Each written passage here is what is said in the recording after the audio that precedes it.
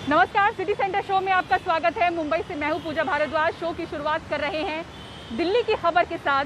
क्या अगले हफ्ते दिल्ली में लॉकडाउन खुलेगा?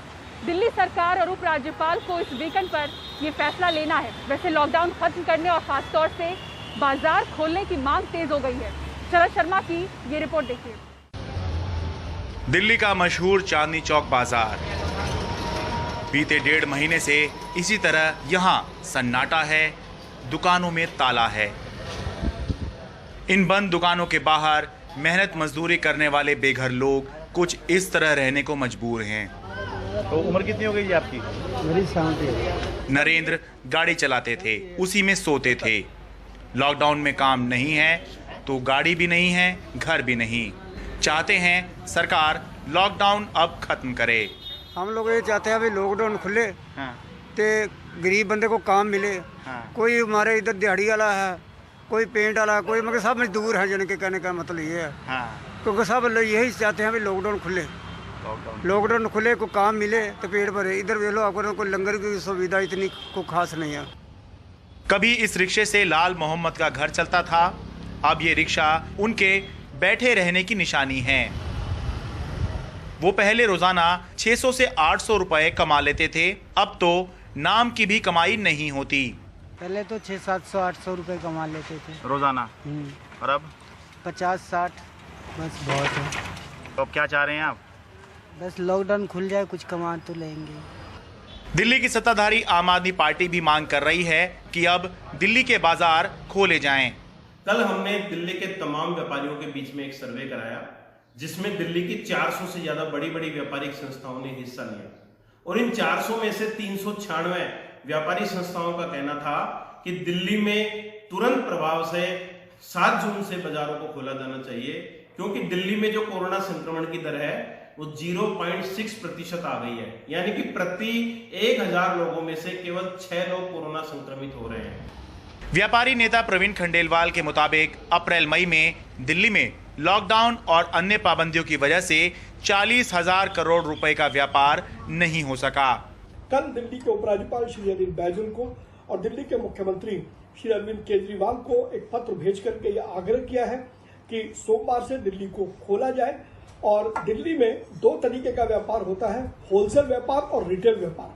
होलसेल व्यापार सुबह 10 बजे से लेकर के शाम 4 बजे तक खोला जाए, रिटेल व्यापार 12 बजे से लेकर के शाम 7 बजे तक खोला जाए और रात को 10 बजे से लेकर के सुबह 5 बजे तक दिल्ली के अंदर कर्फ्यू लगाया जाए। दिल्ली में अप्रैल में पॉजिटिविटी रेट 36% तक चला गया था, अब 1% से भी नीचे चला गया है। अप्रैल महीने में एक्टिव मामले 1 लाख के करीब चले गए थे, इस समय 8,000 के करीब हो गए हैं। दिल्ली में अप्रैल के महीने में जब लॉकडाउन लगाया गया था, तब के और आज के हालात में जमीन आसमान का अंतर आ चुका है। इसलिए आज समाज का हर तबका लगभग एक ही बात कह रहा है, वो सख्ती का समय था, ये कुछ छूट का समय है। दिल्ली से अपने कैमरा सहयोगी शशिकांत झा के साथ मैं शरद शर्मा, एनडीटीवी इंडिया। मुंबई के सरकारी अस्पतालों में टीके की कमी की वजह से टीकाकरण की जो रफ्तार है वो धीमी पड़ चुकी है, लेकिन निजी अस्पतालों में टीके जमकर लग रहे हैं। तो सवाल उठ रहे हैं कि आखिर निजी और सरकारी टीकाकरण केंद्रों में ये अंतर क्यों है। सोहित मिश्रा की रिपोर्ट देखिए।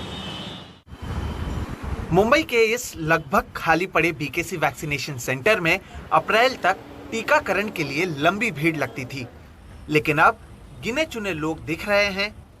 शुक्रवार के दिन स्लॉट बुक कर चुके लोगों को ही टीका दिया जा रहा है। विनायक काकड़े 60 किलोमीटर दूर वसई से वैक्सीन लगाने पहुंचे हैं। स्लॉट भी रात 2 बजे बुक हुआ है। तनय भी अपने 2 साथियों के साथ यहां वैक्सीन लेने पहुंचे। रेट में क्या रेट भी दिखते हैं? 1100, 1800, कोई 2000 भी ले रहा है, कोई 800 भी ले रहा है। It's depend on the area and the hospital. ये गलत है कि rates should be uniform. Government ने ध्यान रखना चाहिए कि रेट एक ही देनी चाहिए सब लोग को। हम पिछले 3-4 दिनों से कोशिश कर रहे थे। शुरुआत में हमें स्लॉट नहीं मिल रहे थे। निजी अस्पतालों ने कहा कि उनके यहाँ टीके के लिए हमें ऐप पर ही स्लॉट बुक करना होगा, लेकिन कल शाम को हमें स्लॉट मिल गया।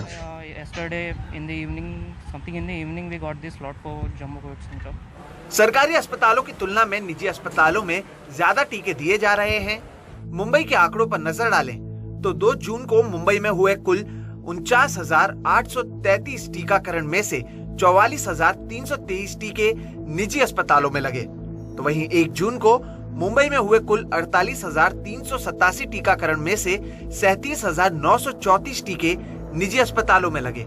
31 मई की अगर बात करें तो मुंबई में कुल 86,887 टीकाकरण हुआ और उसमें से 64,610 टीके निजी अस्पतालों में लगे और 29 मई को मुंबई में हुए कुल 55,843 टीकाकरण में से 38,924 टीके निजी अस्पताल में लगे। वैक्सीन का जो अलॉटमेंट है केंद्र शासन ने तय किया है, 50% केंद्र शासन अपने पास रखता है, 50% में राज्य शासन और निजी अस्पतालों को भी उन्होंने कोटा दे रखा है। तो निजी अस्पतालों का जो कोटा है वो उनको मिलता है, उसमें वैक्सीनेशन प्रक्रिया जारी रखते हैं। निजी अस्पतालों में पेड फैसिलिटी है और जो पब्लिक अस्पताल है हमने ये निर्णय लिया है जो हमारे अस्पताल में जो वैक्सीन होगा वो फ्री ऑफ चार्ज रहेगा। बीएमसी का उसमें कोई रूल नहीं, सिर्फ हमने जैसा केंद्र शासन ने हमको ये कहा था इनको परमिशन दो, तो उनको सीवीसी प्राइवेट सीवीसी हमने डिक्लेयर किया है, प्राइवेट कोविड वैक्सीनेशन सेंटर उनको हमने अलाउ किया है और उसके मुताबिक वो काम करते हैं। निजी अस्पतालों में ज्यादा टीका मिलने का मतलब ये है कि जिसके पास पैसा है उसे टीका मिलेगा। तो क्या निजी अस्पतालों को टीका मुहैया कराने में कोई मेहरबानी की जा रही है?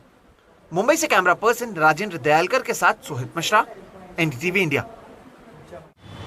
और अब कर्नाटक राज्य की बात करते हैं, जहां तीसरी बार लॉकडाउन लग चुका है। अब 14 जून तक यहां पर लॉकडाउन लगा हुआ रहेगा। मुख्यमंत्री बीएस येदियुरप्पा ने भरोसा दिलाया है कि अगर आने वाले 10 दिनों में पॉजिटिविटी दर 5% से नीचे जाती है तो लॉकडाउन को खत्म कर दिया जाएगा।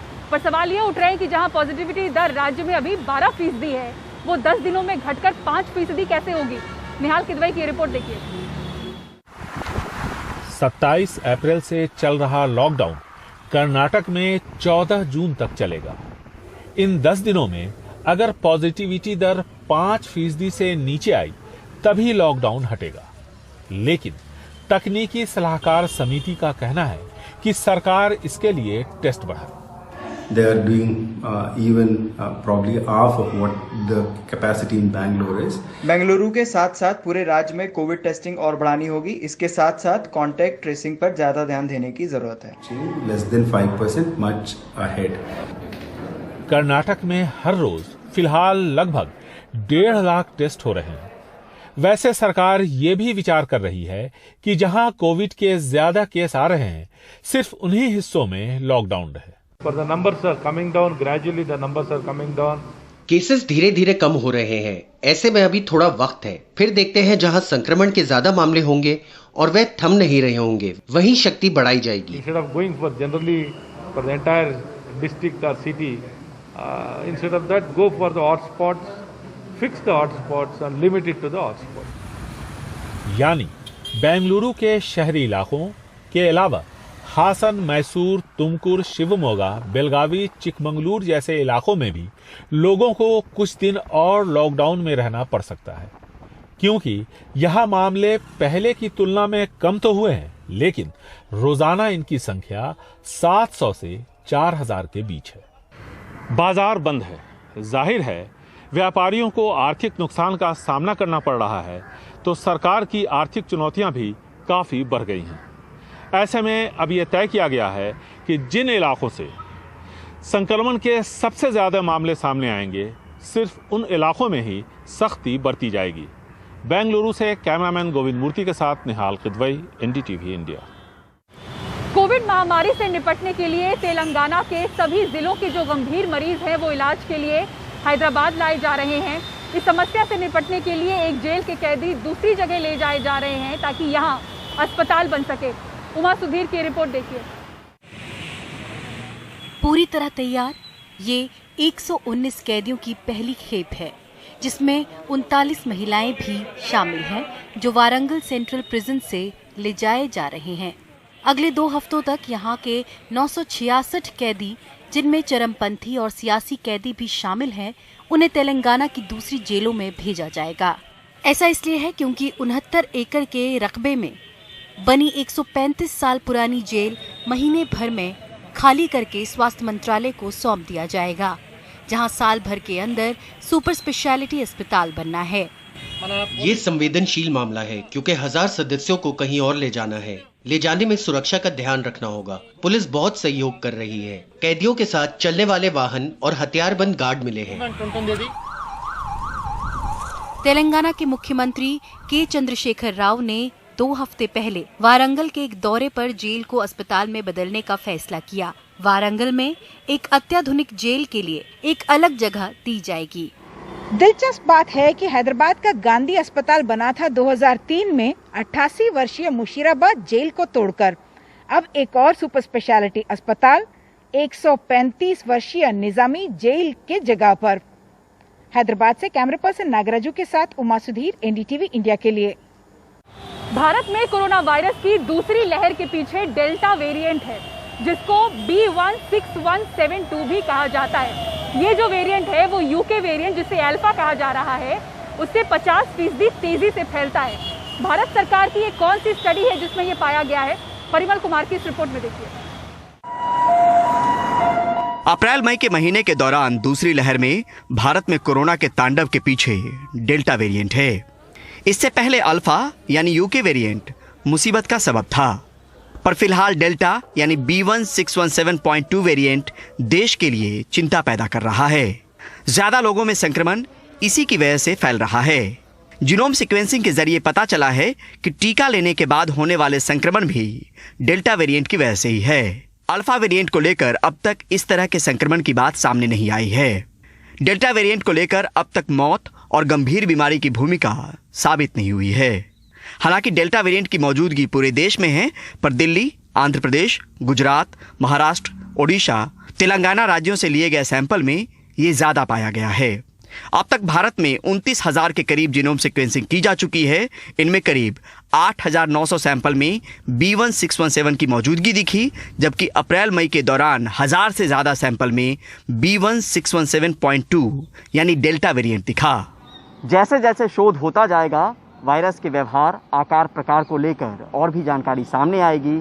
फिलहाल ये स्टडी चल रही है और नई नई जानकारी की परतें खुल रही हैं। नई दिल्ली से परिमल कुमार, एनडीटीवी इंडिया। इधर आरबीआई ने देश की विकास दर का अनुमान 10.5% से घटाकर 9.5% कर दिया है। ये लॉकडाउन का नतीजा है। आरबीआई का कहना है कि अगर अर्थव्यवस्था को सुधारना है तो टीकाकरण को तेज करना होगा। बंद कल कारखानों और कारोबार के बीच भारतीय अर्थव्यवस्था की रफ्तार सुस्त पड़ी है। शुक्रवार को आरबीआई के गवर्नर ने कहा कि इस साल जीडीपी की दर 9.5% रहेगी, जबकि करीब 2 महीने पहले 7 अप्रैल को उन्होंने 10.5% विकास दर का अनुमान लगाया था। यानी अनुमानों में सीधे सीधे 1% की कटौती, वह भी तब जब इस साल दक्षिण पश्चिम मॉनसून बेहतर होने का अनुमान है। Real GDP growth is now projected at 9.5% in 2021-22. Lesson from the experience of the pandemic in the Indian context has been deployment of unconventional monetary policy measures that distribute liquidity among all stakeholders. We shall continue with our proactive and preemptive approach, relying on market-based channels of transmission. RBI ने repo rate में कोई बदलाव नहीं किया है, लेकिन hotel उद्योगों और छोटी लघु इकाइयों को मदद देने का ऐलान किया। होटल पर्यटन सेक्टर से जुड़ी इकाइयों को नकदी मुहैया कराई जाएगी। बैंक इन सेक्टरों से जुड़ी इकाइयों को 15,000 करोड़ तक का कर्ज दे सकेंगे। छोटी लघु इकाइयों के लिए सिडबी को 16,000 करोड़ की स्पेशल नकदी सुविधा दी जाएगी। आरबीआई गवर्नर ने अर्थव्यवस्था के हालात सुधारने के लिए टीकाकरण की प्रक्रिया को तेज करने को महत्वपूर्ण बताया। Unlike in the first wave, when the economy came to an abrupt standstill under a nationwide lockdown, the impact on economic activity is expected to be relatively contained in the second wave. RBI के आकलन से पहले कई राष्ट्रीय और अंतर्राष्ट्रीय rating एजेंसियों ने भी मौजूदा वित्तीय साल में कोरोना की दूसरी लहर की वजह से भारतीय अर्थव्यवस्था की रफ्तार धीमी पड़ने का अंदेशा जताया है। जाहिर है, आरबीआई के आधिकारिक आकलन के सार्वजनिक होने के बाद भारतीय अर्थव्यवस्था पर कोरोना के बढ़ते साया की चुनौती से निपटने के लिए भारत सरकार को जल्दी हस्तक्षेप करना होगा। दिल्ली से Himanshu Shekhar, NDTV India. City centre show में रुक रहे एक ब्रेक के लिए। ब्रेक के बाद दिल्ली में बदला मौसम।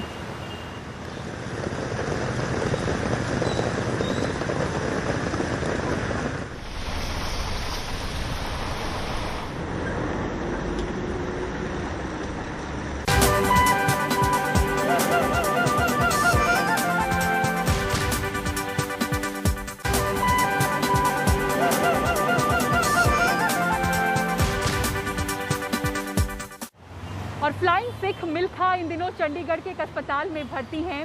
91 साल के मिल्खा को कुछ दिनों पहले कोविड हुआ था।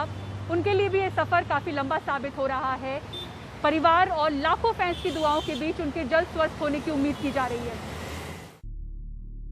चंडीगढ़ के अस्पताल में सांसों की जंग लड़ते मिल्खा सिंह अपने साथ फिर से यादों का कारवां ले आए हैं। कोविड की महामारी ने उन्हें और उनके परिवार को भी अपनी चपेट में ले लिया है। 50 और 60 के दशक में मिल्खा हर रेस में सांसों की सीमा पार कर अपना जलवा बिखेर देते थे। पद्मश्री मिल्खा की शख्सियत इस बात से भी समझी जा सकती है कि उनके बाद किसी दूसरे भारतीय खिलाड़ी को कॉमनवेल्थ गेम्स में एथलेटिक्स का गोल्ड मेडल जीतने में 52 साल लग गए। 1958 से 2010 तक का लंबा सफर रहा। वो पहले भारतीय एथलीट बने जिन्होंने कॉमनवेल्थ में गोल्ड मेडल जीता, और 2010 में मैं पहली भारतीय एथलीट बनी जिसने कॉमनवेल्थ गेम में गोल्ड मेडल जीता। तो मेरे लिए बड़ी प्राउड वाली मोमेंट थी। 1960 के रोम ओलंपिक्स में चौथे नंबर पर आने वाले मिल्खा की कामयाबी की फहरिस्त बेहद लंबी है। 1960 के रोम ओलंपिक्स में चौथे नंबर पर रहे तो 1958 के कार्डिफ कॉमनवेल्थ गेम्स में गोल्ड मेडल जीता। एशियन गेम्स में 4 गोल्ड मेडल जीते। 1960 से 1998 तक उनके 400 मीटर का नेशनल रिकॉर्ड कायम रहा। 1959 में पद्मश्री से नवाजे गए। उन्हें नजदीक से जानने वाले और कवर करने वाले जानकार कहते हैं कि उन्हें कोई शक नहीं कि मिल्खा कई पीढ़ियों के लिए प्रेरणा की वजह रहे हैं। ये देखिए कि 17-18 साल की उम्र में एक यंग लड़का, एक जवान, जिसके माँ बाप का और रिश्तेदारों का कत्ल हो गया पार्टीशन विभाजन के वक्त, और वो भाग के दिल्ली आ गए। लेकिन उनकी जो कहानी है वो एक स्ट्रगल की कहानी है, जो अपने आप में स्ट्रगल और उसके बाद सफलता की कहानी है। और आज भी जब वो बीमारी से जूझ रहे हैं तो मुझे लगता है कि उनके लिए बीमारी हो या कुछ भी हो, वो एक रेस की तरह है जिसमें उनको एक टारगेट या उनका फिनिशिंग पोस्ट दिख रहा है और वो स्ट्रगल करे जा रहे हैं और वो चाह रहे हैं कि उस रेस को मैं जीत सकूं। मुझे पुराने लोग बताते हैं कि जब वो नेशनल स्टेडियम में प्रैक्टिस करते थे तो सुबह के सेशन में उन्हें उल्टियां हो जाती थीं, और वो लोग उनके साथी मिस्टर कोहली थे, कैप्टन डोगरा थे, किशन सिंह थे, पुराने सब रनर थे दिल्ली के, जो उन्हें उठा के मिलिट्री की बैरिक्स थी उसमें ले जाते थे, ये सोच के कि अब शायद शाम तक वो नहीं उठेंगे, उन्हें दवा की ज़रूरत पड़ेगी। लेकिन शाम के सेशन में वो उन सबसे पहले फिर आके उतनी ही प्रैक्टिस करते थे। मिल्खा सिंह जी को मैं अपना आइकॉन मानती हूँ। 1958 में उन्होंने कॉमनवेल्थ गेम में गोल्ड मेडल जीता, एशियन गेम में भी उन्होंने गोल्ड मेडल जीते, और जब हम स्पोर्ट्स में आए तब उनका नाम सुनने लगे थे, तब हमें भी महसूस होता था, हम फील करते थे कि हम भी इंडिया के लिए कुछ ऐसा करें जैसा मिल्खा सिंह जी ने किया। चुनौती चाहे कितनी भी बड़ी हो, मिल्खा ने कभी हार नहीं मानी। जो ठीक लगा उसे बेबाकी से बोलते भी रहे हैं। जीवन की इस रेस में भी बाजी वो ही मारेंगे, उनके चाहने वालों को इसमें कोई शक नहीं। चंडीगढ़ से मोहम्मद गजाली के साथ विमल मोहन, एनडीटीवी इंडिया। और मशहूर लेखक और गीतकार गुलजार टीकाकरण को एक मुहिम का रूप देना चाहते हैं, और इसके लिए कविता की चंद पंक्तियों के जरिए उन्होंने लोगों से टीका लगवाने की अपील की है। देखिए। कोविड से बचने का तरीका है, आसान है, लगवाने, टीका है। कोविड से बचने का तरीका है, आसान है, लगवाने, टीका है। आप भी महफूज होंगे, देश भी, साथ रहने का सलीका है। गुलजार कोविड-19 की वैक्सीन की दोनों डोज लगवा चुके हैं।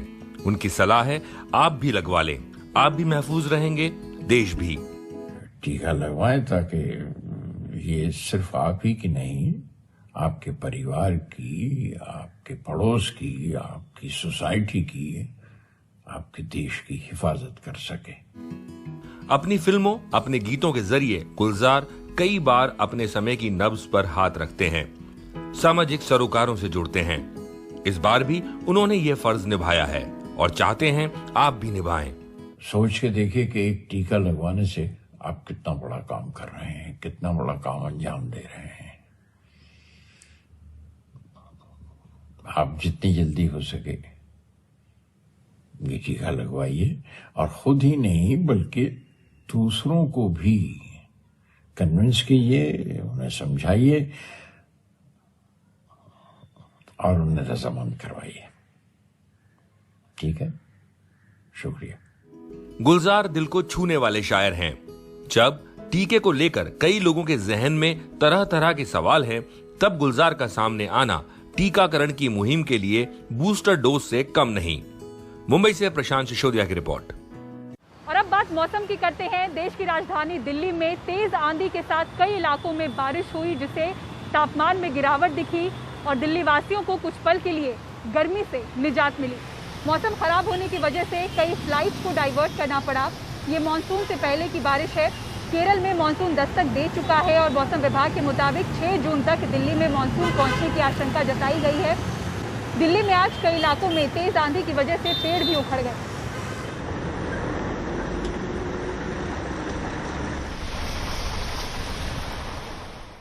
और मुंबई के वेस्टर्न एक्सप्रेस हाईवे से सिटी सेंटर की पूरी टीम को दीजिए इजाजत। खबरों के लिए देखते रहें NDTV इंडिया। नमस्कार।